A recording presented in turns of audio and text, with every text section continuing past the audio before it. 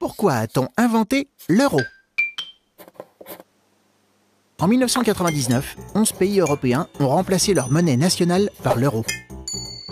Ils sont aujourd'hui 19 à utiliser la monnaie européenne. Ces pays font partie de ce que l'on appelle la zone euro. Le passage à l'euro a été une étape importante de la construction de l'Union européenne, commencée après la Seconde Guerre mondiale. Avant l'euro, il fallait changer de monnaie quand on allait dans un autre pays européen.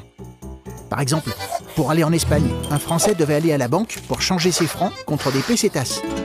C'était un peu compliqué et en plus la valeur du franc et de la peseta variait d'une année à l'autre.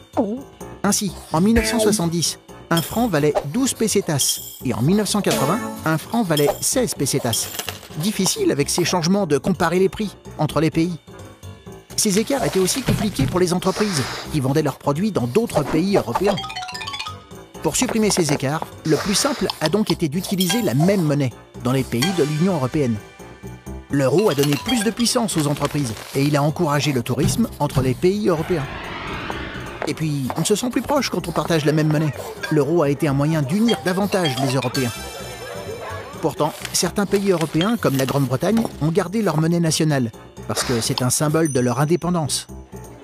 Mais la plupart des pays veulent adopter la monnaie européenne. C'est le cas de la Lettonie et de la Lituanie, qui viennent de passer à l'euro. Tu te poses des questions? Nous, on y répond.